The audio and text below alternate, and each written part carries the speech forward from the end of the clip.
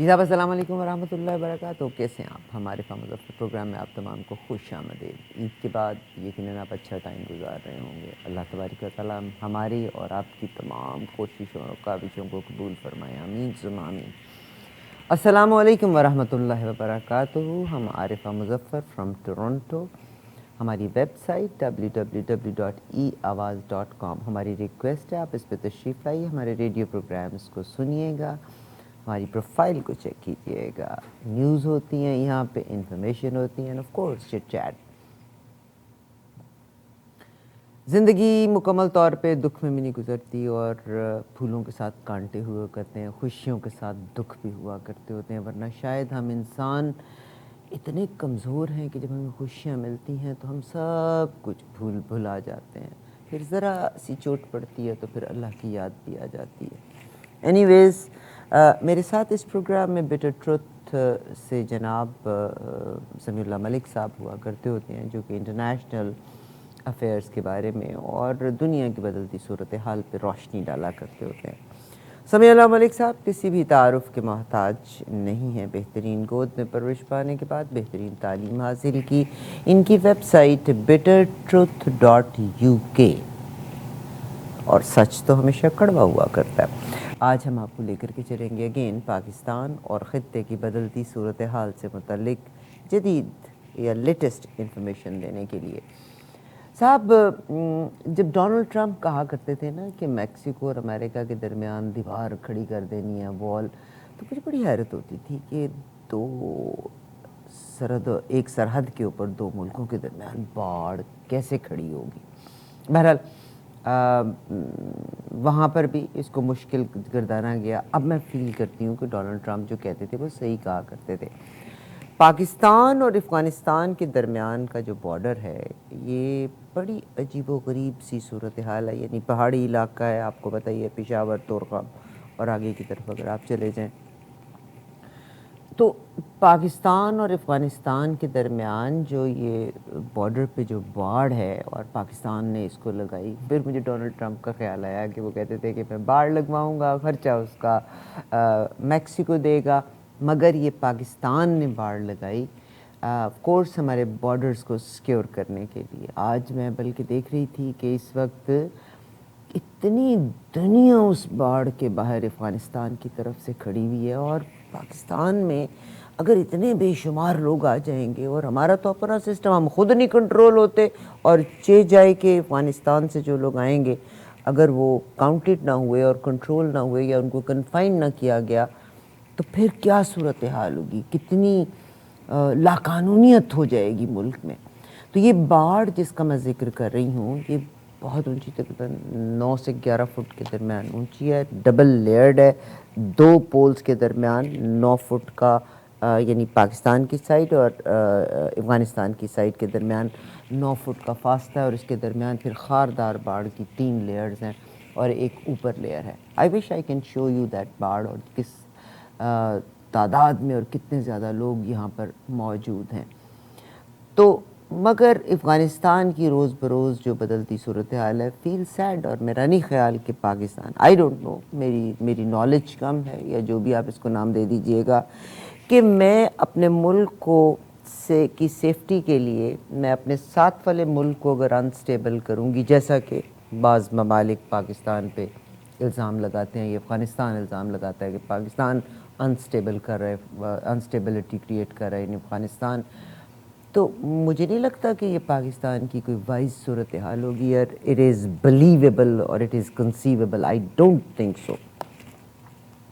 مگر سمیع اللہ ملک صاحب کے پاس اس وقت لیٹسٹ انفارمیشن ہے جو ہم سے شیئر کریں گے. سمیع اللہ ملک صاحب السلام علیکم, کیسے ہیں آپ؟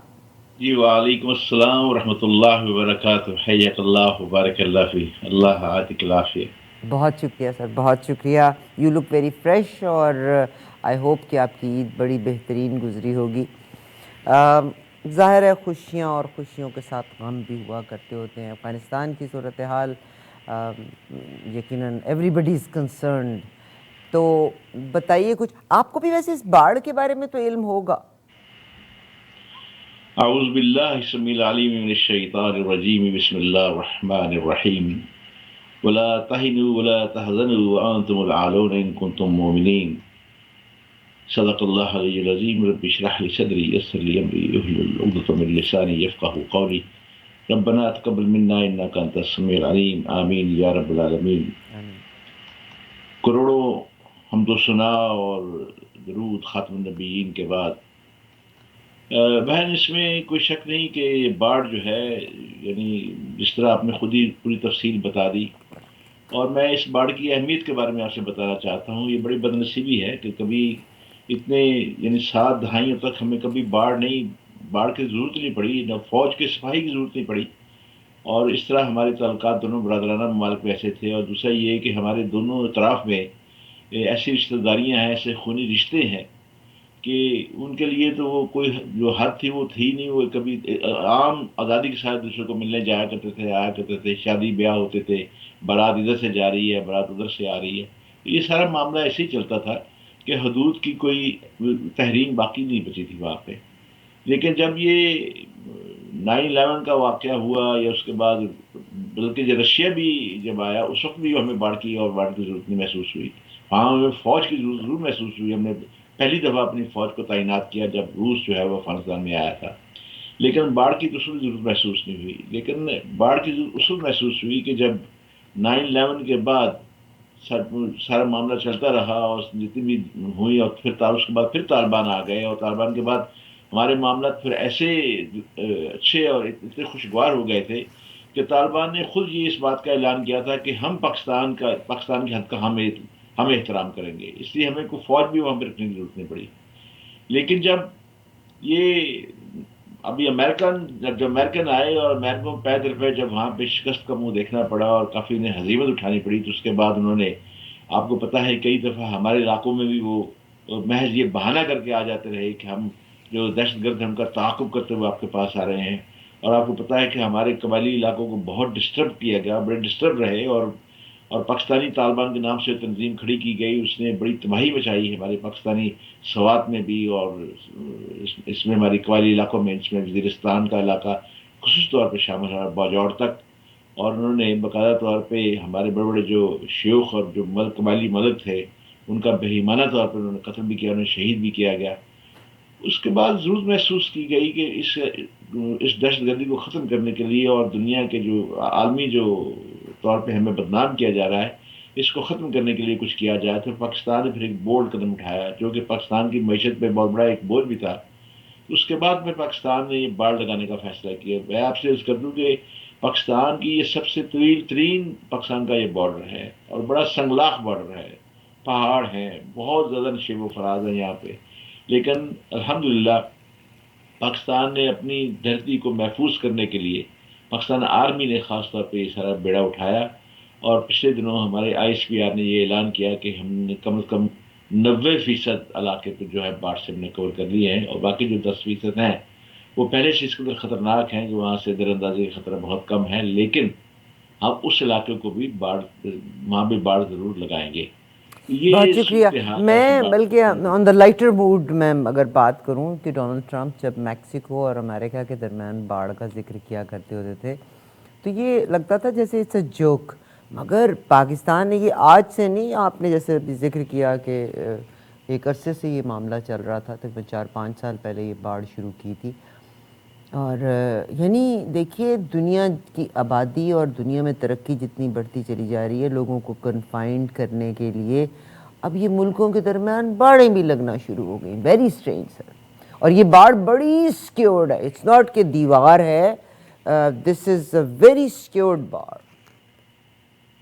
دیکھیے بہن، بات یہ ہے کہ ہمیں ایک ہی رشتہ جو ہے وہ جوڑ سکتا ہے جس کے بعد سرحدیں بھی غیر معمولی طور پہ ختم ہو جائیں گی. اور میں نے غیر معمولی کہا، بالکل نہیں کہا میں نے، غیر معمولی طور پہ وہ بھی ختم ہو جائیں گی اور باڑ بھی ختم ہو جائے گی. وہ ہے ہمارا اسلام کا رشتہ. جب اسلام کا رشتہ ہمارے ہاں قوی ہو جائے گا، مضبوط ہو جائے گا، اسلامی اقدار جب پھلنے پھولنے لگے گی، ہمارے اندر اسلامی اقدار جو ہے وہ جذبہ جو آ جائیں گے، تو انشاءاللہ پھر محبت زیادہ ہوگی. اور پھر ہم دوسرے کے جب خیر خواہ ہو جائیں گے. اسلام خیر خواہی کا نام ہے. جب ہم دوسرے کی خیر خواہی کا سوچیں گے تو پھر ہمیں دشمنی کیسی؟ یہ باڑ جو ہے یہ تو دشمنی کی علامت ہے. یہ بتاتی ہے کہ ہمیں اس طرف سے خطرہ ہے. یعنی باڑ کو اس طرح سے خطرہ ہے، اس لیے ہم نے باڑ لگائی ہے. اب دیکھیں یا مگر دیوار سر میں آپ نے دیکھا ہے یہ لائن اپ کتنا زیادہ اس وقت جب افغانستان کی صورتحال کشیدہ ہوئی ہے تو لامتناہی گاڑیوں کا سلسلہ ہے جو لوگ پاکستان میں آنا چاہتے ہیں. اس میں کوئی شک نہیں. دراصل زیادہ جو علاقہ ہے وہ چمن کا علاقہ استعمال کیا جاتا تھا. چمن میں جو باب دوستی بنائی گئی تھی وہاں پہ وہ گزرگاہ بھی ہے.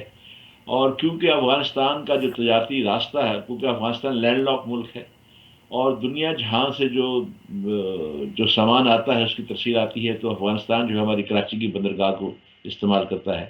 اور کراچی کی بندرگاہ سے پھر سارا سامان جو ہے کنٹینرز جتنے بھی ہوتے ہیں وہ ٹرکس پہ جو ہے وہ جاتے ہیں، کیونکہ براہ راست کو ٹرین ہمارے پاس موجود نہیں ہے کہ ٹرین پہ رکھ کے بھیجا جائے. تو ٹرک جاتے ہیں تو وہ باب دوستی کا دروازہ چمن میں بنایا ہوا ہے. اب وہ دروازہ بھی پچھلے چند دنوں سے بند کر دیا گیا ہے، کیونکہ وہاں پہ طالبان نے آ کے یعنی چوکی پہ قبضہ کر لیا ہے. طالبان نے سرحد کو بند نہیں کیا، پاکستان کی طرف سے سرحد کو بند کر دیا گیا ہے. اور بلکہ پاکستان نے اس سرحد تک جانے سے پہلے کئی میل اس پہ پابندی لگا دی. ہمارے پاکستانی جو ہم اپنے علاقے میں کئی میل تک ہمارے پاکستانی جو ہیں لوگ وہ اس تک نہیں جا سکتے. اور بہرحال یہ ہے کہ انہوں نے طالبان نے اس پہ جو قبضہ کیا ہے، کیونکہ آپ کو پتہ ہے کہ بڑے اہم شہر ہیں چمن کے ساتھ بولدک اور اسپین، مطلب جو بڑے مشہور ہیں اور ان کا بہت قریب ہے، وہ قندھار سے بھی وہ بہت قریب ہیں. اور یہی وجہ ہے کہ آپ کو پتہ ہے کہ قندھار کا جو کونسلیٹ تھا انڈیا نے جو اپنے جو سفارتکار واپس بلائے ہیں، اس قندھار سفارت خانے سے دراصل ہندوستان جو ہے دہشت گردی کے 2 درجن کے قریب جو مرکز چلا رہا تھا. اب قندھار پہ کیونکہ بھی قبضہ ہو گیا ہے، طالبان آ گئے ہیں. اور انشاءاللہ پروگرام کے آگے میں اس قندھار کے بارے میں بتاؤں گا، کیونکہ پچھلے 2-3 پروگرام سے ہم افغانستان کو ہی ڈسکس کر رہے ہیں. بلکہ ہم ہی ڈسکس نہیں کر رہے، ساری دنیا پہ ان دنوں جو ہے افغانستان جو ہے شہر سرخی کا مرکز بنا ہوا ہے. اور آپ کے پچھلے جو پروگرام ہوئے ہیں الحمدللہ ان کی کامیابی کے بعد بہت سے لوگ جو ہیں جو خاص طور پہ جو علمی آگہی رکھنا چاہتے ہیں، وہ کہتے ہیں جی آپ جب افغانستان کے کچھ شہروں کا یا کسی کا ذکر کیا کریں اس کا تھوڑا سا تعارف بھی بتا دیا کریں، تاکہ ہمیں پتہ چل سکے کہ اس کی جنگی اہمیت کیا ہے، اس کی شہری اہمیت کیا ہے، اس کی کاروباری اہمیت کیا ہے، تاکہ جو ہے یعنی اس شہر کی اہمیت کے بارے میں جان کے پھر ہم طالبان اور افغان فورسز اور پاکستان ان سب کے بارے میں جو ہے ایک جو انالیسز ہے اس کو سمجھا جا سکے. تو انشاءاللہ مختصر طور پہ، کیونکہ وقت بہت کم ہے، مختصر طور پہ شہر کا جو ہے وہ اشارتاً اس کا تعارف بھی کروا دوں گا اگر آپ نے کوئی ایسا سوال کیا. تو یہ صورتحال ہے جس کی میں جو آپ کے سوال کے جواب میں جو آپ سے عرض کرنا چاہتا ہوں. سر آپ کا بہت شکریہ. جیسے آپ کی انفارمیشن اس وقت لیٹسٹ انفارمیشن ہے آپ کے پاس، اس وقت بدلتی صورتحال کیا ہے افغانستان کی، اور رشیا کا کیا رد عمل ہے، اندر سے افغانستان میں کیا ہو رہا ہے؟ یہ بڑا زبردست آپ نے یعنی کئی سوالوں کو سمیٹ کے آپ نے ایک سوال بنا دیا ہے. ویسے گزارش یہ ہے کہ آج کی جو افغان فوج ہے وہ جو سابق سوویت یونین کے شکست و ریخت کے وقت جو افغان فوج تھی اس کے مقابلے میں خاصی کمزور ہے. اور جس کی بنا پر طالبان حکومت کے بحال ہونے کا بڑا قوی امکان ہے. اور ہم دیکھ بھی رہے ہیں، آپ جو بڑے بڑے جتنے بھی میڈیا سیلس ہیں، جو میڈیا جو ہے وہ بتا رہا ہے، وہ روزانہ کی بنیاد بتاتا ہے کہ طالبان کی پیش قدمی کتنی ہے اور افغان فورسز کہاں پہ کام کر رہی ہیں. اب افغانستان سے امریکہ کے حتمی انخلاء کا مرحلہ جو ہے شروع ہے. اب 1 مہینہ ہو گیا ہے اور اب یہ عمل جو ہے اب تیز بھی ہو گیا ہے. کیونکہ اگر آپ کو یاد ہو تو 2 ہفتے پہلے امریکی صدر جو بائیڈن نے ایک نیا اعلان کیا. انہوں نے کہا کہ ہم ستمبر کی بجائے افغانستان سے ہم اپنے تمام امریکی فوجیوں 31 اگست تک نکال لیں گے. گویا انہوں نے 31 اگست کی خود ہی ڈیڈ لائن دے دی ہے. امریکی جنرلوں نے بھی پیکنگ کر لی ہے اور معاملات جو ہے افغان حکومت اور فوج کے حوالے کرنے کا عمل جو ہے کافی حد تک تقریباً مکمل ہو چکا ہے. اور امریکی دفاعی حکام کے مطابق امریکہ اور نیٹو کے جو آخری فوجی دستوں نے افغانستان کا جو گوانتانامو بے کہلانے والا ایئر بیس بگرام ہے وہ بھی افغان حکومت کے حوالے کر دیا ہوا ہے. آپ کو یہ بتا دوں، یہ گوانتانامو بے اس لیے کہا جاتا ہے کہ پچھلے 20 سالوں سے افغان طالبان کے خلاف جنگ کا مرکز یہی تھا. اب تک امریکہ نے 7 بیسز جو ہیں افغان فوج کے حوالے کیے ہیں اور دیگر نیٹو افواج بھی انخلا کے معاملے میں امریکہ کے ساتھ قدم سے قدم لا کر چلنے کی کوشش کر رہی ہے اور وہ بھی پیک اپ کر رہی ہیں. اب بیسز کو افغان فوج کے حوالے کرنے کے بعد طالبان اور افغان فورسز کے درمیان ایک خانہ جنگی تو شروع ہو گئی ہے، اور طالبان پوری کوشش کر رہے ہیں کہ وہ ان بیسز کے اوپر قبضہ کر لیں، اور کسی حد تک وہ کامیاب بھی ہو رہے ہیں غیر ملکی میڈیا کے مطابق. لیکن اب افغان فورسز کو طالبان کا سامنا اپنے طور پر کرنا ہے، اس لیے وہ کر رہے ہیں ان کا، کیونکہ افغان فورسز کے ساتھ پہلے تو انہیں ایئر شیلٹر ہوتا تھا، کور ہوتا تھا، یعنی جہازوں کا امریکی کی طرف سے، نیٹو کی طرف سے، اور امریکی فوج بھی ساتھ ہوتی تھی یا نیٹو کی فوج بھی ساتھ. اب وہ انہیں اب طالبان کا اکیلے مقابلہ کرنا ہے. اور دوسرا یہ ہے کہ اب جو بظاہر جو وائٹ ہاؤس سے جو بیانات جاری ہو رہے ہیں، اس سے بھی یوں محسوس ہوتا ہے کہ جو بائیڈن جو ہے کسی سودے بازی کے موڈ میں نہیں ہے وہ. اور ہمیں پتہ ہے کہ وہ ایک طویل مدت سے افغانستان میں امریکی مداخلت کے ناقد رہے ہیں، اور ان کا خیال ہے کہ امریکی فوجی جتنی تیزی سے افغانستان سے نکلیں گے اتنا ہی کم جانی نقصان کا ہمیں سامنا کرنا پڑے گا. اور انہوں نے اپنی تقریر میں کہا بھی ہے. ویسے تو ظاہر کی کہ جانی نقصان تو اتنا نہیں جتنا انہوں نے خود افغانستان کا کیا ہے. اب قندھار ایئر بیس پر کبھی جیٹ طیارے اور ہیلی کاپٹر اور ڈرون ہوا کرتے تھے، مگر اب یہ ایئر بیس بالکل ویران ہو گیا ہے. یہ فوجی اڈہ میں آپ کو بتاتا چلوں، آپ کے جو ویورس ہیں ان کے لیے، کہ یہ فوجی اڈہ جو ہے 1980 کی دہائی میں سوویت افواج نے افغانستان پر حملے کے بعد قائم کیا تھا. یعنی پہلے یہ سوویت یونین نے بنایا تھا، بعد میں امریکہ نے اس پہ قبضہ کیا آج سے 20 سال پہلے. یہ کابل سے 40 کلومیٹر شمال میں ہے، اور اس کا نام ایک قریبی گاؤں کے نام پر ہے. اور امریکہ کی قیادت میں اتحادی افواج جو الائز تھے، انہوں نے دسمبر 2001 میں یہ اڈہ حاصل کیا اور اسے 10,000 فوجیوں کی رہائش کے قابل بنایا. اس کے 2 رن وے بنائے گئے، جن میں سے نیا رن وے جو تھا وہ 3.6 کلومیٹر طویل ہے، بہت طویل بنایا ہے، اور جہاں بڑے بڑے کارگو اور بمبار جہاز لینڈ کر سکتے ہیں. اب جو اس میں طیاروں کی پارکنگ کے لیے 110 جگہ بھی رکھی گئی ہیں، اور ان کی تمام کی حفاظت کے لیے بم پروف دیواریں بنائی گئی. پھر یہاں پہ 50 بستروں پر مشتمل ہسپتال بھی بنایا گیا، ٹراما مرکز بھی ہے، 3 آپریشن تھیٹر ہیں جس کے اندر، اور ایک بڑا ماڈرن قسم کا ڈینٹل کلینک بھی ہے یہاں پہ. اس کے ہینگرز اور عمارتوں میں وہ قید خانے بھی ہیں جہاں تنازع کے عروج کے دنوں میں امریکی فوج کی زیر حراست لوگوں کو رکھا جاتا تھا. اور اسے کیوبا میں واقع بدنام زمانہ امریکی فوجی جیل کے نام پر افغانستان کا گوانتانامو بے کہا جاتا تھا. اور اگر میں آپ کو یہاں یہ بات بھی کہتا چلوں کہ عافیہ صدیقی کو بھی یہاں پہ رکھا گیا، سب سے پہلے عافیہ کو بھی یہیں پہ قید کیا گیا، اور یہیں سے عافیہ کی چیخیں سنائی دی گئیں. اور اس کے بعد عافیہ کے بارے میں پتہ چلا کہ ہماری ملت کی ایک بیٹی جو ہے یہاں سے اغوا کر کے وہاں لے کے جا چکی ہے، یا یہاں ہماری بیٹی کو دشمنوں کے حوالے کر دیا گیا ہے. بہرحال وہ ایک اور موضوع ہے، کبھی موقع ملا تو اس میں بھی بات کریں گے.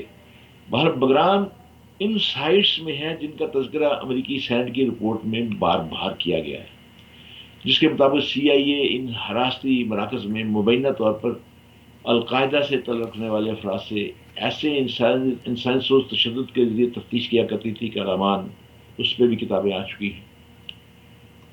1999 میں جب سوویت یونین کی فورسز نے افغانستان سے بوریا بستر لپیٹا تھا، تب ایک عتیق اللہ امر خیل جو تھے، جو افغان ایئر فورس کے کمانڈر تھے، اب موجودہ صورتحال پر انہوں نے بڑا خوب تبصرہ کیا ہے. میں چاہتا ہوں وہ بھی میں چند لائنیں آپ سے شیئر کر دوں. وہ کہتے ہیں کہ سابق سعودی افواج نے کیبنٹ صدر نجیب اللہ کی سربراہی میں جو حکومت چھوڑی تھی، اس کے بارے میں خیال تھا کہ مجاہدین کی طاقت دیکھتے ہوئے یہ جو ہے اس کی بساط بس چند ہفتوں میں لپیٹ دی جائے گی اور مجاہدین اس پہ قبضہ کر لیں گے. لیکن انہوں نے کہا کہ حقیقت یہ ہے کہ ان کے حقیقت کہتے ہیں ہم نے، جس میں بھی شامل تھا اور میرے ساتھیوں نے، جلال آباد اور دیگر شہروں پر شدید حملوں کے باوجود ہم نے مجاہدین سے 3 سال تک مقابلہ کیا. بعد میں جب روس نے نجیب اللہ کی مالی امداد روک دی، تب اس کے لیے مجاہدین کا سامنا کرنا ممکن نہ رہا اور طالبان نے پھر اس پر قبضہ کر لیا. اب میں نے ایک ایسی سرزمین جہاں 4 اشروں کے بھیانک لمحات اور مرحلہ تک دل و دماغ کے لیے عذاب بنے ہوئے ہیں، تاریخ کی سزائے بازگشت بھی ایک خاص انداز سے سنائی دیتی ہے. افغان اس وقت یہ بحث کر رہے ہیں کہ طالبان کے دوبارہ واپس آنے کی صورت میں اب صدر اشرف غنی کی حکومت کے متوازی کیا ہو سکتا ہے. عتیق یہ کہتا ہے کہ سابق سوویت یونین کی افواج نے افغانستان سے روانہ ہوتے وقت انہیں مجاہدین کا سامنا کرنے کے حوالے سے بڑے بہتر حالات میں چھوڑا تھا، جبکہ امریکہ اور نیٹو نے تو اس معاملے پر زیادہ توجہ ہی نہیں دی اور بڑے برے حالت میں افغان فوج کو چھوڑ کے گئے. یعنی یہ تھی کہ تب ہم نے ایک لمحے کے لیے بھی یہ نہ سوچا تھا کہ ہم کامیاب نہ ہو سکیں گے، اور اب ہمارا خیال ہے کہ اب طالبان کو ہم روک ہی نہیں سکیں گے۔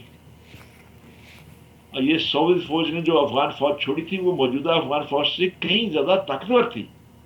وہ کہتے ہیں کہ ہمارے پاس فضائی بیڑا بھی بڑا وسیع تھا، بڑا مضبوط تھا، ہمارے پاس ان کا اسلحہ بڑا موجود تھا، لیکن اس کے باوجود ہم پر مجاہدین حاوی ہو گئے۔ اب ایک اور رائے بھی ہے، آپ کو پتا ہے کہ افغان مجاہدین کے اندر حزب اسلامی کے سربراہ گلبدین حکمت یار کو کون نہیں جانتا ہے۔ گلبدین حکمت یار نے بھی ایک بیان جاری کیا ہے، آپ کو پتا ہے کہ ان کا جو دفتر ہے بالکل افغان پارلیمنٹ کے ساتھ متصل ہے، وہ وہاں بیٹھتے ہیں۔ انہوں نے وہاں سے اپنا ایک بیان جاری کیا، انہوں نے کہا کہ جو سوویت یونین کی افواج تھی 1989 میں مجاہدین سے لڑنے کے لیے جو افغان فوج انہوں نے چھوڑی تھی، وہ موجودہ افغان فوج سے کم 10 گنا زیادہ مضبوط تھی۔ روسیوں نے افغان سرزمین سے روانہ ہوتے وقت افغان فوج کو ٹینک، آرمڈ گاڑیاں، توپ خانہ اور ایئر فورس سے لیس کیا ہوا تھا، جہاز دے رکھے تھے، ہیلی کاپٹر دے رکھے تھے، اور 2 اشروں کے دوران امریکہ اور نیٹو نے مقابلے کے لیے خاصی کمزور اندرونی سیکورٹی فورس تیار کی ہے۔ عسکری امور کے تھنک ٹینک جو سی این اے کے جوناتھن شروڈن ہیں، وہ کہتے ہیں، آپ کو پتا بڑا مشہور نام ہے جوناتھن کا، وہ کہتے ہیں کہ تب کی اور اب کی افغان فوج کا موازنہ پوری صورتحال کے حوالے سے صرف ایک پہلو سے ہے۔ 1980 کے عشرے میں مجاہدین کو غیر معمولی فوجی امداد ملی تھی، جس میں اینٹی کرافٹ اسٹنگر میزائل بھی شامل تھے، اور طالبان کو شاید اب تو پاکستان میں ان کی کوئی پناہ گاہ نہیں ہے، کیونکہ مکمل وہ بھی جو ہے وہ افغانستان میں منتقل ہو چکے ہیں، لیکن وہ افغان فورسز کے مقابلے میں زیادہ متحد اور طاقتور ہے۔ اور یہ بات روز روشن کی طرح واضح ہے کہ طالبان کے لیے پورے افغانستان پر قبضہ کرنا کوئی مشکل نہیں، لیکن وہ واقعی اس مرتبہ خانہ جنگی کی بجائے کسی متفقہ ایجنڈے کے تحت ہی حکومت قائم کریں گے، یہ جوناتھن کہہ رہا ہے۔ اور یہ بات بھی طے ہے کہ آئندہ افغانستان میں اشرف غنی، حامد کرزئی اور عبداللہ کے لیے کوئی جگہ نہیں ہے۔ یہ میں نے، جو کہ بڑا ہی ایک نامور عالمی تجزیہ نگار ہے دفاعی، میں نے اس کا کہا ہے۔ اب میں آپ کی توجہ امریکہ کا جو دوحہ میں پیس کانٹریکٹ ہوا تھا اس کی طرف بھی دلانا چاہتا ہوں۔ اگر آپ کو برا نہ لگے تو ہم بریک لے لیتے ہیں، اور ٹائم جی گوز بالکل، سو جی فاسٹ۔ بالکل، جی بالکل۔ ابھی آپ نے جناب سمیع اللہ ملک صاحب نے افغانستان کے گوانتانامو کا ذکر کیا، جہاں پہ لوگوں کو اریسٹ کرنے کے بعد اس جیل خانے میں لایا جاتا تھا، ٹارچر سیلز باقاعدہ ہیں، بٹ ایکچوئل گوانتانامو جو ہے وہ کیوبا میں ہے۔ اور میں بلکہ دیکھ رہی تھی کہ اتنے ٹارچرز دیے جاتے ہیں لوگوں کو وہاں پہ۔ یہ دیکھیے نا، جب فیکٹس اس کے آئے ہیں کہ 39 remains, there are 9 have died while in custody, یعنی وہ لوگ کبھی واپس اپنے گھر والوں کی طرف پلٹ ہی نہیں سکے، اور اتنے شدید ٹارچر سیلز ہیں کہ اللہ کی پناہ۔ اینی ویز، یہ تو میں نے کیوبا والے گوانتانامو بے کا ذکر کیا۔ جناب بش صاحب کے زمانے میں شروع ہوا تھا، اوباما نے اس کو ختم کرنا چاہا تھا، مگر اس پہ ان کو بہت اپوزیشن ملی تھی۔ اس کے بعد ڈونلڈ ٹرمپ نے اس کو کنٹینیو کرنے کا کہا تھا، جو بائیڈن نے پھر اندیا دیا ہے کہ وہ یہ جو پرزنرز ہیں ان کو ختم کر دیں گے، لیٹس سی۔ مگر میرا تو دل کرتا ہے، بلکہ یہ کون سے ادارے، ایمنسٹی انٹرنیشنل کا جب ہم ذکر کرتے ہیں، وہ کہنے کو تو یہ کہتے ہیں کہ گوانتانامو بے جو ہے یہ ہیومن رائٹس کی بہت بڑی خلاف ورزی ہے، پر لوگ کہتے ہیں خلاف ورزی تو ہو ہی رہی ہے، انسانوں کے ساتھ اتنا بدترین سلوک کیا جا رہا ہے۔ واپس آتے ہیں ایک بریک کے ساتھ، آپ ہمارے ساتھ رہیے گا، ہم ذکر کریں گے افغانستان کی صورتحال کے بارے میں، اور سنیں گے جناب سمیع اللہ ملک صاحب کی زبان میں۔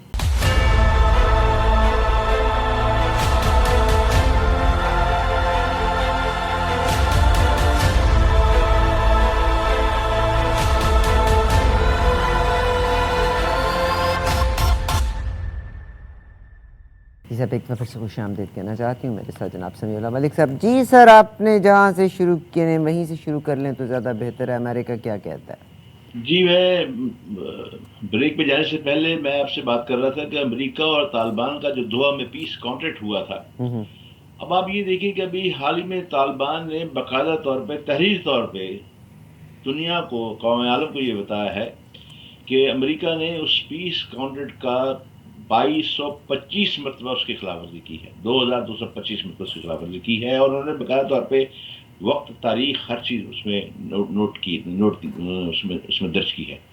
اور انہوں نے کہا کہ اس کے مقابلے میں آپ طالبان کی ایک بھی بتائیں ہم نے کوئی خلاف ورزی کی ہو. باقاعدہ طور پر انہوں نے یہ چیلنج کیا ہے، باقاعدہ طور پہ انہوں نے کہا کہ ہم اپنے جب معاہدہ ہوتا ہے تو ہم کس طرح اس کی جو ہے پاسبانی اور نگہداری کرتے ہیں اس کی. آپ درست کہتے ہیں. میں معذرت خواہ ہوں انٹرپٹ کرنے کے لیے. بالکل آپ صحیح کہتے ہیں، مگر آج پاکستان کی نیوز تھی کہ تقریباً ایک کمانڈر اور 45 اس کے ساتھ ساتھیوں نے، کمانڈر نے ریکویسٹ کیا ہے کہ ان کو پناہ دی جائے پاکستان میں، اور یہ ISPR نے باقاعدہ اس کو اناؤنس کیا ہے، مگر طالبان نے اس کو سے بھی انکاری ہو گئے. انہوں نے کہا نہیں جی، ہمارے تو کسی کمانڈر نے ریکویسٹ کی ہی نہیں پاکستان نے، انہوں نے کائنڈ آف اسائلم کی ریکویسٹ کی ہے، مگر طالبان نے اس کو مکمل طور پر ڈینائی کیا ہے. جی سر.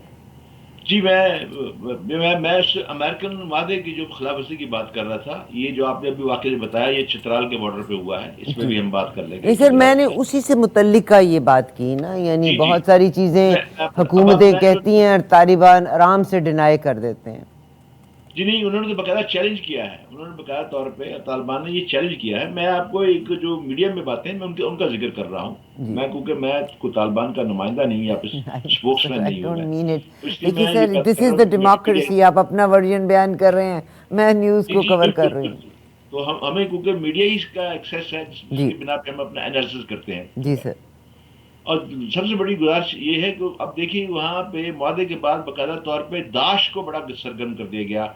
کابل میں دوسرے علاقوں میں انہوں نے ہسپتالوں پہ حملے کیے، اسکولوں پہ حملے کیے، باقاعدہ طور پہ خواتین کو انہوں نے قتل و غارت کی. اور وہ سارے کا سارا جو انہوں نے امریکہ نے، آپ دیکھیے کہ انہوں نے طالبان کے کھاتے میں ڈال دیا کہ طالبان جو ہے ابھی سے انہوں نے یہ کام شروع کر دیا ہے. جبکہ پھر طالبان کے اوپر بھی داعش سے حملے کروائے گئے، اور طالبان نے پھر باقاعدہ طور پہ داعش کا نہ صرف منہ توڑا بلکہ ان کو لوگوں کو پکڑا بھی، ختم بھی کیا، اس علاقے بھی ختم کروائے. اور آپ یہ دیکھیے کہ بدنصیبی یہ ہے کہ داعش والے خود اس بات کا اعلان کر رہے ہیں کہ یہ حملے ہم نے کیے ہیں. امریکہ جو ہے وہ طالبان کے کھاتے میں ڈال رہا ہے. داعش کا جو اسپوکس مین ہے وہ باقاعدہ طور پہ اعلان کر رہا ہے کہ یہ حملے ہم نے کیے ہیں، ہم یہ کریں گے، فلان کریں گے، ایسا کریں گے، ہم سب کو ختم کریں گے. اب یہ دیکھیے، ایک تو یہ ہے. اب آپ دیکھیے، اب یہ داعش نے خود ذمہ داری قبول کرنے کے بعد بھی اگر امریکہ جو ہے طالبان کے ذمہ اس میں لگاتا ہے تو یہ کہاں کی انصاف ہے، حالانکہ یہ داعش ان کا خود اپنا آدمی ہے. اچھا، اب میں آپ کو یہ بتاتا ہوں، یہ بات میں آپ کو وہاں کا افغانستان کے اندر پھر دوبارہ لے جاتا ہوں.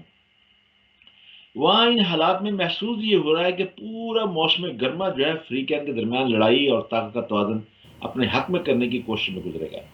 اس لیے کہ سردی میں تو بڑی برف پڑ جاتی ہے وہاں پہ، جنگ جو ہے بڑی مفقود ہو جاتی ہے. اور یہ کوئی شک نہیں کہ طالبان کے مختلف علاقوں اور قصبوں پر قبضے ہیں، حکومت میں دباؤ بڑھا دیا ہے.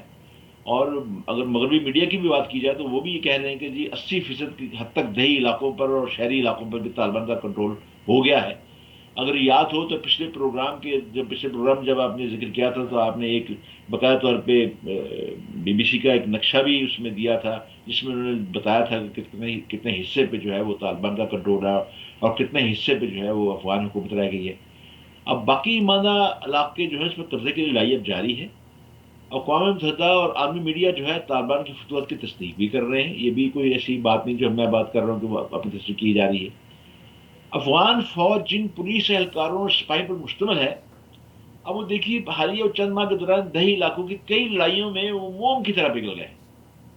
بات یہ ہے کہ غیر معمولی قبضے کے بعد باقی ماہ تربیت یافتہ اور جدید ترین ہتھیار اور عسکری ساز و سامان سے لیس نیٹو فورسز کو بھی طالبان کے کئی حملوں کے دوران شدید مزاحمت کرنا پڑی ان علاقوں میں. اب قندھار سے باہر کے ایک علاقے میں قبائلی عمائدین جو ہے وہ ملک ہو کہ ان کا کہنا ہے کہ افغان پولیس کی بہت سی چیک پوسٹ میں خوراک ہی نہیں ہے اس بھائیوں کے پاس کھانے کے لیے، نہ اسلحہ ہے، نہ ان اہلکاروں کو اس پر تنخواہ بھی دی گئی ہے.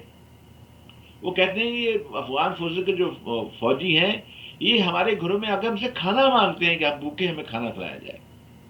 اس سے اندازہ کر لیں آپ، ایک فوج یعنی جس سے فوج کا نام دیا ہو وہ لوگوں کے گھر میں جا کے کھانا مانگے جا کے. اب جب طالبان کے گرد گھیرا تنگ کرتے ہیں تو تب ان میں لڑنے کی ہمت باقی نہیں رہتی. وہ جو مقامی عمائدین ہیں ان کی معرفت پھر وہ بات چیت کر کے ہتھیار پھینک کر اپنے گھروں کی راہ لے لیتے ہیں. اور طالبان بھی کیا کرتے ہیں کہ ان کو تھوڑے سے پیسے دیتے ہیں اور ایک کلش کو ان کے ہاتھ میں دیتے ہیں، ان کو گھر بھیج دیتے ہیں، اور اس کے جواب میں طالبان کے ہاتھ میں جو ان کے پاس بڑا قیمتی امریکہ کا اسلحہ ہوتا ہے وہ طالبان کے حصے میں آ جاتا ہے. ابھی حالیہ چند ماہ کے دوران بہت سی چیک پوسٹ اور اڈوں کا یہی معاملہ رہا ہے. پولیس اور عام فوج کو شدید مزاحمت اور مشکلات کا سامنا کرنا پڑا ہے. ایسے میں آج جو اشرف غنی کی حکومت جو ہے اس یہاں پہ افغان فوج کی اسپیشل فورسز ہے جو کمانڈو ہے، اب وہ انہیں پہ ڈپینڈ کر رہی ہے. اور ان کمانڈوز نے جو ہے اس کابل کو جو ہے اندرون کابل کو گھیر کے رکھا ہوا ہے، صدارتی محل کو بھی اور پارلیمنٹ کو بھی رکھا ہوا ہے. اب اب ان کو اس لیے اس پہ دار کمانڈو پہ کیا ہوا ہے کیونکہ بعض علاقوں میں انہوں نے کچھ علاقے جو ہیں طالبان سے واقع چھینے انہوں نے. اور یہ اشرف غنی والا سمجھتے ہیں کہ یہ بڑا فوج کا جو مضبوط حصہ ہے، اور وہ انہوں نے بجائے ملک کے حفاظت کے لیے وہ انہوں نے اپنی حفاظت پہ لگا لیا ہوا ہے. اب وہ بھی ہمت ہار چکے ہیں، وہ جو کمانڈر ہیں وہ بھی ہمت ہار چکے ہیں. امریکی فوجی تجزیہ نگار کے مطابق جو طالبان جو ہے بڑے شہروں پر قبضے کی بھرپور کوشش میں جہاں وہ کامیاب دکھائی دے رہے ہیں، لیکن وہ جس طرح میں نے پچھلے پروگرام میں کہا تھا اب وہ بھی ہماری بات کی تصدیق کر رہے ہیں. وہ کہتے ہیں کہ ہم حیران ہیں کہ وہ صوبائی ہیڈ کوارٹر پر قبضہ کرنے سے کیوں گریز کر رہے ہیں طالبان. اب بہت سے جو انٹرنیشنل جو تجزیہ کار ہیں ان کا خیال ہے کہ ایسا ہی ہوتا رہے گا کیونکہ طالبان اب ایک بڑی سوچی سمجھی سیاسی اور جنگی حکمت عملی کے ساتھ آگے بڑھ رہے ہیں. اب سوال یہ ہے کہ کیا طالبان کسی ماسٹر مائنڈ کی طرف سے اس حکمت عملی پر کام کر رہے ہیں یا 20 سالہ ان کا جو خانہ جنگی سے انہوں نے سیکھا ہے اس کے وہ کام کر رہے ہیں. جیسے میں نے پچھلے پروگرام میں بھی آپ کے سامنے عرض کیا تھا کہ طالبان پچھلے دور حکومت کا طالبان دیکھا جائے تو شمالی علاقے باوجود وہ جنگ کے نہیں حاصل کر سکے تھے. اب سب سے پہلے انہوں نے اپنی فتوحات کا سلسلہ شروع شمالی علاقوں سے کیا ہے، اور شمالی علاقوں میں کافی ان کے حصے میں آگے اس پر طالبان نے قبضہ کر لیا ہے. اب امریکی جرنیل بھی یہ کہہ رہے ہیں کہ وہ کہتے ہیں کہ روسیوں ہم وہ دراصل روسیوں کی غلطی نہیں دہرائیں گے، یعنی غیر ضروری طور پر فنڈ نہیں روکیں گے. شاید اسی وجہ سے جو بائیڈن نے کہا تھا کہ طالبان کابل پہ قبضہ نہیں کر سکیں گے. یا تو انہوں نے طالبان کو اشتعال دلایا تھا، اور جب اشتعال میں نہیں آئے انہوں نے اس اراؤنڈ جو ہے کابل کے جو محاصرہ کر لیا. تو اب سے 2 ہفتے پہلے جو ہے وہ افغان فورسز نے طالبان کے ساتھ ان پہ حملہ کر دیا ان کو دھکیلنے کے لیے. اور اس کے جواب میں ہوا کیا کہ جو جنوبی کابل کا حصہ تھا وہ طالبان وہاں پہ بھی آ گئے. وہاں پہ جو امریکن 2 بہت اہم اڈے تھے جو ڈیپو تھے اس لیے کے وہ بھی طالبان کے حصے میں چلے گئے. اب وہ اب کہتے ہیں کہ ہم فنڈ نہیں، امریکہ کہتا ہے ہم فنڈ نہیں روکیں گے، افغان فوج کو ساری کو تنخواہیں ہم دے رہے ہیں، آئندہ بھی دیں گے. لیکن میں جب ایک دفعہ خلا ہو جائے تو پھر کون پیچھے مڑ کے دیکھتا ہے. اب یہ دیکھیں نا امریکہ کا جو ڈیفینس محکمہ دفاع ہے اس نے 2 جون کو جو کہا تھا یہ امریکہ کی امداد افغان فوج کی تنخواہ کی ادائیگی اور چند طیاروں کی دیکھ بھال کے اخراجات تک محدود رہے گی. یہ انہوں نے 2 جون کو انہوں نے کہا تھا. لیکن 2 جون کے بعد اب جولائی بھی ختم ہونے والا ہے تو فنڈس تو آئے نہیں وہاں پہ. اسی سے دیکھ لیں آپ. اب وہ جو شروڈن جس کی میں بات کرتا ہوں وہ کہتا ہے کہ سوویت فوج کے انخلا کے بعد صدر نجیب اللہ کو زیادہ دیر تک حکومت کرنے کا موقع اس لیے ملا تھا کہ ایک طرف تو فوج بڑی اچھی تھی اور فنڈنگ بھی روس کی طرف سے جاری تھی، اور دوسری یہ بھی ایک ناقابل تردید حقیقت تھی کہ وہ حیرت انگیز حد تک بڑا لچکدار تھا وہ نجیب اللہ. اور روسیوں نے اسے فیصلہ کرنے کے لیے کھلا اوپن ہینڈ دے رکھا تھا. اشرف غنی کو اب بڑا زیادہ دباؤ کا سامنا ہے. اب اشرف غنی کو ایک طرف تو ملک کی تقسیم بچانا کے لیے بڑا مسئلہ پڑا ہوا کیونکہ 8 وار لارڈز جس کا میں نے پچھلے پروگرام میں ذکر کیا تھا وہ بھی تیار ہے. اب وہ اس انتظار میں کہ امریکی انخلا مکمل ہو اس کے بعد وہ کھل کے میدان میں آئے اور اس کے بعد پھر وہ اپنی جو ہے ریاستیں قائم کرے چھوٹی اس میں جو یعنی جسے افغانستان کی تقسیم ہونے کا بڑا خدشہ ہے. اب اشرف غنی کو یہ بھی ایک بڑا مسئلہ بنا ہوا ہے، اس کو بڑا مشکل دکھائی دے رہا ہے. اب آپ یہ دیکھیے کہ یہ بھی اس اچھی خبر یہ بھی ہے کہ یہ بھی عین ممکن ہے کہ اس وقت جو دوحہ میں ایران میں روس میں جو مذاکرات چل رہے ہیں وہ کامیاب ہو جائیں، اور کامیاب مذاکرات نتیجے میں طالبان اور دیگر تمام جو فریقین ان کے درمیان کوئی ایسا معاہدہ سامنے آ جائے جس کی وہ کوششیں کی جا رہی ہیں. لیکن میں واشنگٹن کی طرف سے ملنے والے اشارے زیادہ حوصلہ افزا نہیں ہیں. یعنی ایسے میں فوج کا مورال جو ہوتا ہے وہ بنیادی چیز ہوتا ہے. افغان فوج جو ہے وہ شدید دباؤ میں ہے، پریشر میں ہے. یہ بہت حد تک یہ نفسیاتی معاملہ بھی ہے. ایک افغان سفارتکار میں اس کا نام نہیں لینا چاہتا، اس کا کہنا ہے کہ ہم اگر یہ موسم گرما گزار لیا ہم نے 2-4 مہینے نکال لیے تو پھر ہم اور وقت بھی نکال لیں گے. جس میں نے کہا کہ پھر برف پڑ جائے گی، سردیاں آ جائیں گی، پھر ہو سکتا ہے کہ شروع کی حکومت جو سردیاں بھی نکال لے. لیکن ایسا ہوتا دکھائی نہیں دیتا مجھے. اب آپ یہ دیکھیں کہ اب آپ دیکھیں کہ عبداللہ اور اشرف غنی شدید سیاسی حریف ہونے کے باوجود ان دونوں کو امریکہ نے بلا لیا، وہ قدم بوسی کے لیے وہاں پہ چلے گئے، اور وہاں پہ جا کے انہیں کچھ لازمی بات ہے کہ انہیں کچھ ہدایت دی، تبھی تو انہیں بلایا گیا ہے۔ وہاں ان کو یہ بھی بتایا گیا کہ ہم نے بھارت کے ذمہ کون سی ذمہ داریاں سونپی ہیں، لیکن بدنصیبی ان لوگوں کی کہ قندھار میں اپنے سفارتی عملے کے انخلا کی آڑ میں افغان فورسز کو جو 80 ٹن اسلحے کی بھاری کھیپ جو اس نے بھیجی تھی، اس کا سارا پکڑا گیا اور سارا کھیل چوپٹ کر دیا۔ اب دوسری طرف طالبان کے بڑھتے ہوئے قدموں روکنے کے لیے جو حالیہ امریکی ڈرون حملوں نے خطے میں ایک نئے سیکورٹی ویرن کا جنم دیا ہے، اس کے بارے میں آپ فکر مند سارا ہو گئے ہیں کہ ابھی یعنی ڈرون حملہ ہوا ہے وہاں پہ طالبان، انہوں نے کہا کہ ہم طالبان کی جو پیش قدمی اس کو روکنے کے لیے، کابل کو پیش قدمی روکنے کے لیے میں ڈرون حملہ کیا ہے۔ اور پھر پینٹاگون کے جو ترجمان ہے جان کربی، اس نے بھی ان حملوں کی تصدیق بھی کر دی، اس نے کہا ہاں ہم نے کیے ہیں۔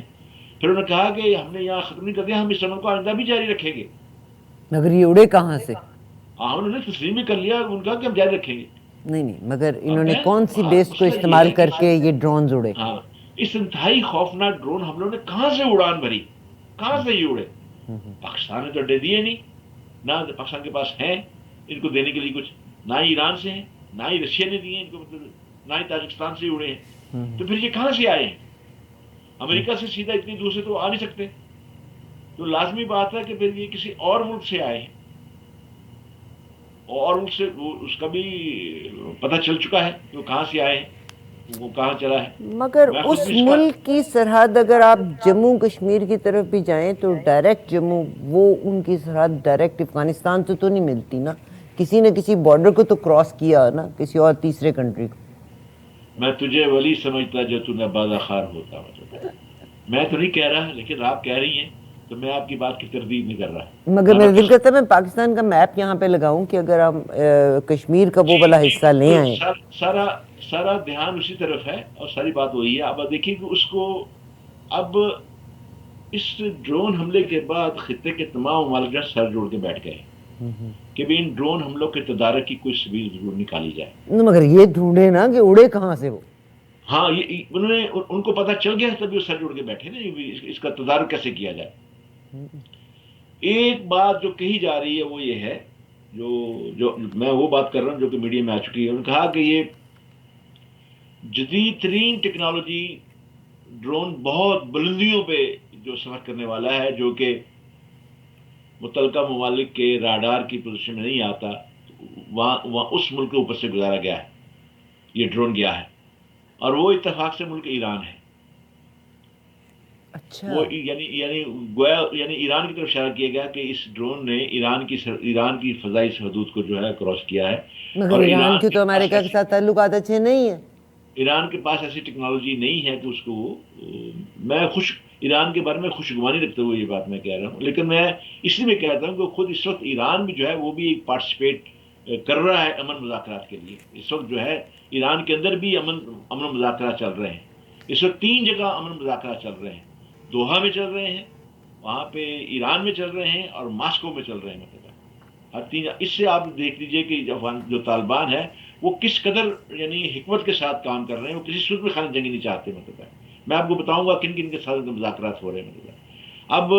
اب اس کے تدارک کے لیے اب آپ دیکھیے کہ اب فیصلہ یہ کیا گیا ہے، اب ہمارے پاکستان کے جو وزیر خارجہ شاہ قریشی ہیں وہ بھی، اور ہمارے ISI کے چیف وہ بھی چین جا چکے ہیں، اس وقت چین میں موجود ہیں، وہاں میں مشاورت ہو رہی ہے یہاں۔ اچھا، پاکستان کے پاس بہرحال الحمدللہ ٹیکنالوجی ایسی ہے تو ہائیسٹ بلندی پہ بھی ہم جو ہے ہمارے راڈار ہماری اپنی انٹیلیجنس جو ٹریس کر سکتی ہے، اس لیے امریکہ کو ساری دنیا کو اس بات کا پتہ ہے، اس لیے وہ کبھی بھی پاکستان کی سرزمین کو وائلیٹ نہیں کر سکے۔ سر آپ نے مجھے پریشان کر دیا ہے کہ اگر وہ ایران کی سرحد میں اوپر سے گزرے، ایران کے پاس ٹیکنالوجی نہیں، تو کون سا ملک تھا؟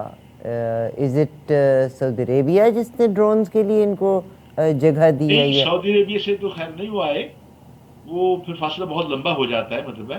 اور یہ جس طرف آپ نے اشارہ کیا، جموں کی طرف جو آپ نے اشارہ کیا ہے، اس طرف جو انگلیاں اٹھ رہی ہیں، اور شاید اس لیے نام نہیں فوری طور پہ لیا جا رہا کہ ممکن ہے کہ پھر یہ راستہ جب بند کر دیا جائے تو پھر راستے سارے مسدود کر دی جائے۔ مسئلہ یہ ہے کہ اب وہ کیونکہ یہ اگر ڈرون حملے ہوتے ہیں تو تمام ممالک کی سلامتی کو ہی خطرہ ہے، اس بات کا یہ تمام ممالک کی مشترکہ سلامتی کا مسئلہ بن جاتا ہے۔ آپ دیکھیے نا، افغانستان سے 8 میل کی، افغانستان سے 8 میل کی سرحد ہے کیا کی، وہاں بھی ایک سرحد ہے واپس چین کی بھی، چین بھی ہے، روس بھی ہے، جس میں نے آپ سے کہا کہ روس نے، اب میں یہ بھی بتا دوں آپ کے پروگرام توسط سے کہ روس نے بھی اپنی بھاری افواج وہ تعینات کر دی ہیں تاجکستان ازبکستان کے بارڈر کے اوپر، تاکہ یہاں سے داعش جو ہے، ان کا خدشہ ہے کہ داعش جو ہے یہاں سے موو کر کے ان علاقوں میں جا سکتے ہیں. وہ سمجھتا ہے کہ بہت سے چیچن جو ہے وہ داعش کے اندر شامل ہیں، اور چیچن جو ہے وہ موو کر سکتے ہیں واپس آنے کے لیے، اور پھر وہ ہمارے ملکوں میں خطرہ بن سکتے ہیں. اب اس ہوں طرح اب چین کو بھی باہر ایمرجنسی طور پہ وہ ٹیکنالوجی فراہم کی جا رہی ہے. اس کے بعد جو ہے پھر شاید ہو سکتا ہے کہ یہ ڈرون ہم نہ آئے. لیکن میں آپ کو بتانا چاہتا ہوں کہ جیسے یعنی اس خانہ جنگی کون پیدا کرنا چاہتا ہے. اب میں نے آپ کو بتایا ہے کہ خانہ جنگی اگر طالبان کرنا چاہتے ہیں، طالبان تو فوراً انہوں نے تو حاصل کر رکھا ہے تمام ہیڈ کوارٹرز کا، تمام اضلاع کے ہیڈ کوارٹرز کا، لیکن وہ ہیڈ کوارٹرز پہ نہیں گئے ابھی تک کوئی ایسی. یعنی خانہ جنگی جس کو یہ بہت بڑا چڑھا کے بتاتے ہیں، ان خانہ جنگی چیزیں ان کی بھی سامنے آ چکی ہیں. مطلب ہے اب ہمارے جو شام و قریشی اور ہمارے آئی سی کو جو گئے، آپ کو پتا ہے کہ پچھلے دنوں ہمارے داسو ڈیم کے اوپر جو ہماری بس جاری تھی چائنیز اور پاکستانی انجینئر کو لے کے، اس کے اندر جو اس سے حادثہ پیش آیا، اس میں چینی اور پاکستانی بھی جو ہے مارے گئے. یا وہ بہرحال ایک بہت اہم مسئلہ ہے، اور ہر ملک جو ہے اپنے شہری کے بارے میں پریشان ہوتا ہے. اب باقاعدہ طور پہ یہ فیصلہ کر لیا گیا ہے کہ ان چیزوں کا باقاعدہ طور پہ منہ توڑ جواب بھی دیا جائے، کیونکہ ابھی ان کے یعنی جو ایسے کام جو ان کے ایسے دہشت گرد حالاتوں کے ذمہ دار ہوں گے، ان کو باقاعدہ طور پہ جب تک جواب نہ دیا جائے تو پھر روک تھام کیسے ہوگی ایسی چیزوں کی. صحیح. پھر آپ یہ دیکھیے کہ اب میں آپ کے ہی اس پروگرام کے حوالے سے جس میں نے یہ بات کی تھی اس کے بارے میں سمجھتا ہوں کہ پاکستان نے ایبسلوٹلی ناٹ کہہ کے بڑا درست فیصلہ کیا تھا، اور بڑا درست فیصلہ اس کا ہے پاکستان کا. اب آئیے تیسری طرف، امریکی وزیر دفاع جنرل لارڈ آسٹن اور جو joint chief of staff general mark ملی، انہوں نے اپنی ایک بریفنگ میں خود کہا ہے، کل کی بات ہے، کہ موجودہ صورتحال میں ممکن ہے کہ طالبان افغانستان کو پورے پہ قبضہ کر لے. یہ انہوں نے کہہ دیا، یعنی گویا انہوں نے یہ بات مان لی ہے کہ ہم جو چھوڑ کے آئے ہیں وہاں پہ وہ اس قابل نہیں ہے کہ وہ اس کو روک سکے. اب افغانستان کی دن بدن بدلتی صورتحال نے اب امریکہ، انڈیا اور اسرائیل اور دیگر اتحادیوں کی راتوں کی نیندیں تو حرام کر رکھی ہیں. اب طالبان پورے افغانستان پر قبضہ کرنے کی قوت کے باوجود امن مذاکرات کی مختلف مقام مذاکرات اس بات کی دلیل ہے کہ وہ اس مرتبہ خانہ جنگی کی بجائے حکمت کے ساتھ حکومت حاصل کرنا چاہتے ہیں، جو کہ مسلسل میں اپنے پروگرام میں آپ سے بات کر رہا ہوں. اب میں اس کی مثال دیتا ہوں آپ کو. دوحہ میں کرزئی اور عبداللہ اور استاد عطا جو کہ شدید ترین مخالف ہیں، ان کے ساتھ براہ راست مذاکرات ہو رہے ہیں، آپ نے سامنے بیٹھ کے مذاکرات ہو رہے ہیں. دوسری طرف یونس قانونی سے ایران میں مذاکرات ہو رہے ہیں، اور تیسری طرف استاد محقق سے ان کے ساتھ ماسکو میں مذاکرات کیے جا رہے ہیں. اس سے آپ اندازہ کر لیں کہ طالبان جو ہے وہ بڑا اس وقت جو ہے بڑا جو ان کا جو فیصلہ کرنے جا رہے ہیں، جو وہ کر رہے ہیں، مذاکرات کر رہے ہیں، وہ امن کی نقشہ نویسی کر رہے ہیں اس وقت. اب یہ ضروری ہو گیا ہے کہ خطے کے جو بڑے امپورٹنٹ ممالک ہیں، اس میں پاکستان ہے، روس ہے، ایران ہے، چین ہے، یہ مل کر ایک ایسی حکمت عملی تیار کریں، اور پھر کابل ایئرپورٹ کی حفاظت پر جو ترکی کی فوج بیٹھی ہے اس کی واپسی کو یقینی بنائیں. آرام سے، پیار سے، محبت سے انہیں سمجھایا جائے کہ ترکی کو مطلب ہے. اب یاد رہے کہ یہ جو کابل ایئرپورٹ کے لیے نا امریکی حفاظتی نظام میں راکٹوں اور گولہ باری سے حفاظت اور ہیلی کاپٹر سپورٹ سسٹم کے علاوہ کابل میں امریکی سفارت خانے کے تحفظ کے لیے ترکی کی افواج موجود ہیں. بھی ترکی کو ضرورت نہیں ہے کہ ان کی حفاظت کرے، افغان طالبان نے خود ان کا حفاظت کا ذمہ اٹھایا ہوا ہے. اب یہی وجہ ہے کہ طالبان نے کہا کہ افغان سرزمین کو ہم تمام غیر ملکی افواج کے انخلاء کا حکم دیں گے، ہمارے ملک کو چھوڑ دیں. اور ساتھ یہ بھی کہا کہ ہم اپنے مسلم برادر ترکی کو بھی اپنی فوج کو فوری نکالنے کا پیغام دینا چاہتے ہیں، دے رہے ہیں کہ وہ بھی اپنی فوج نکال لے یہاں سے. اب دیکھنا یہ ہے کہ اس امریکہ کے مکمل انخلاء کے بعد خانہ جنگی کا یہ جو اونٹ جس کا میں نے نقشہ آپ کے سامنے پیش کیا، یہ کس کروٹ بیٹھتا ہے. اب یہ دیکھیے کہ طالبان نے گزشتہ سال فروری میں معاہدے پر دستخط کرنے کے بعد اتحادی فوجوں پہ، امریکی فوجوں پہ سب پہ حملے بند کر دیے تھے. لیکن انہوں نے جو افغان فورسز تھی اس کے جوابی حملے جو جواب دیا ہے، وہ حملے ان پہ بھی نہیں کیے، لیکن ان پہ جو حملے کیے گئے ہیں ان سے جوابی حملہ ضرور انہوں نے کیا ہے۔ اور طالبان کا کہنا ہے کہ امریکہ کے ایما پر افغان فورسز اور داعش کے مشترکہ گٹھ جوڑ کے خلاف انہیں بڑی کامیابیاں حاصل ہوئی ہیں، وہ انہوں نے چھیڑا ہمیں تو اس کا جواب انہوں نے دینا ہے۔ اب جو طالبان کے جو ترجمان ہیں، مین ترجمان ذبیح اللہ مجاہد، انہوں نے جو ایک نیوز ایجنسی ہے AFP، اس سے بات کرتے ہوئے کہا کہ بگرام اور قندھار سے امریکی افواج کے انخلا کا ہم خیر مقدم کرتے ہیں، لیکن یہ ہونا تو یہ چاہیے تھا یہ ہمارے حوالے کرتے، کیونکہ امن مذاکرات تو ہمارے پاس ہمارے ساتھ ہوئے تھے، یہ فوج حکومت نے ہماری گرائی تھی، لیکن یہ کیا منافقت ہے کہ یہ جاتے ہوئے جو ہے افغان فورسز کے حوالے کر رہے ہیں۔ ہمارے ساتھ اگر یہ امن مذاکرات میں امن ڈائلاگ میں بیٹھ سکتے ہیں تو کیا ہمارے ساتھ یہ بات گفتگو نہیں کر سکتے تھے کہ بھائی آئیے ہم اڈے خالی کر رہے ہیں، بے صاحب کے حوالے کر رہے ہیں، انہوں نے نہیں کیے۔ بہرحال انہوں نے یہ بھی کہا کہ آپ دیکھیے کہ اب آپ یہ اندازہ کریں، میں اب آپ سے یہ اس پوائنٹ پہ آنا چاہتا ہوں کہ آخر امریکہ نے اس جنگ سے حاصل کیا کیا ہے۔ اس جنگ میں اندازے کے مطابق میری بہن کئی لاکھ افغان شہری اور 70,000 سے زیادہ تو صرف افغان سپاہی ہلاک ہو گئے، اور جبکہ 2,442 امریکی سپاہی جو امریکہ خود تسلیم کرتا ہے، اور 3,800 سے زیادہ امریکی جو ہے وہ زخمی ہوئے ہیں۔ پھر ان کو 3,500 کے قریب نجی سیکورٹی ٹھیکیدار بھی ان کے ہلاک ہوئے وہاں پہ۔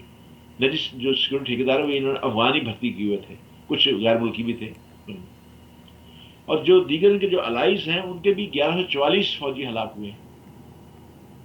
اب ان کی جو ہران یونیورسٹی میں جو کوسٹ آف وار پروجیکٹ اس نے اس جنگ پر امریکی اخراجات کا جو تخمینہ ہے بہن، 20,260,000,000 لگایا ہے، 20,260,000,000۔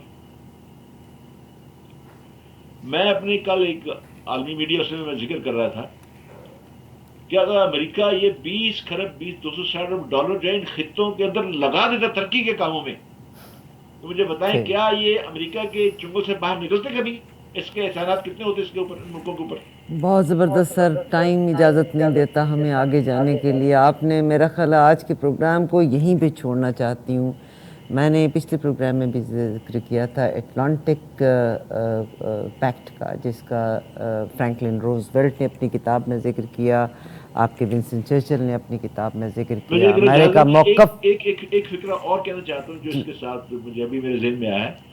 اب آپ دیکھیے اس جنگ میں عمر بھر کے لیے جو معذور ہونے والے فوجی، ہزاروں فوجی جو نفسیاتی بیماریوں میں مبتلا ہو گئے ہیں، ان کی میڈیسن کے اوپر امریکہ کے ڈیفنس منسٹر نے بتایا ہے ان کے ہمارے بجٹ ہر سال ہمیں $3 بلین خرچ کرنا پڑیں گے صحیح صحیح، ساری تو عمر کے لیے۔ بالکل صحیح، مگر میں جو اس چیز کا ذکر کر رہی ہوں کہ فرینکلن روزویلٹ نے جب شفٹ آف پاور ہوا تھا تو مقصد یہ تھا کہ ملکوں کو، عوام کو، لوگوں کو رائٹس دیے جائیں، مگر آج جبھی جیسے سمیع اللہ ملک صاحب نے جب اس کو ختم کیا تو انہوں نے یہ فرمایا کہ اتنا نقصان ہوا، اور اگر یہی امن پہ خرچ کر دیا جاتا تو پھر اسلحہ کہاں بیچا جاتا؟